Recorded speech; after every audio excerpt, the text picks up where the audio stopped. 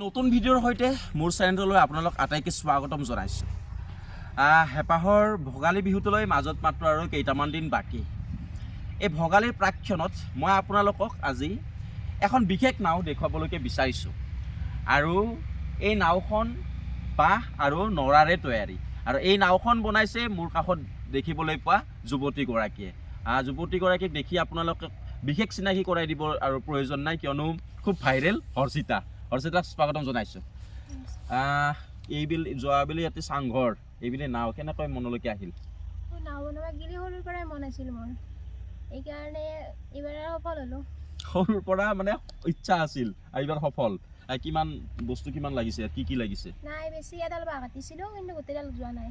মানে এডালৰো আধা বাঁহেৰে আৰু নাৰা 3 কথা গৈছে। 3 কথা। নাওখনত উঠিবও পাৰি? এই নাওখনত মানে উঠিবও পাৰি, কিন্তু পানী নাই।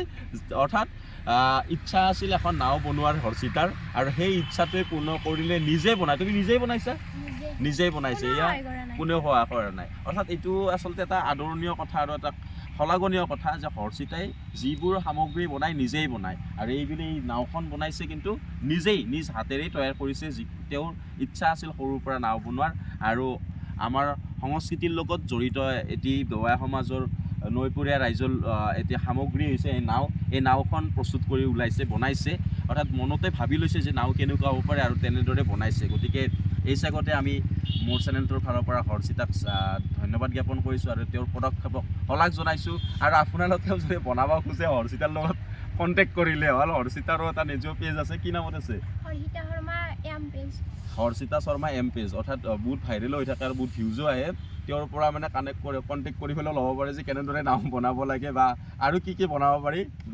বাঁহ আৰু খেৰেৰে বনোৱাৰ খুব মানে যিটো ক্ৰিয়েটিভিটি তেওঁৰ খুব আছে। গতিকে পুনৰবাৰ হৰ্ষিতাক ধন্যবাদ জনাইছোঁ।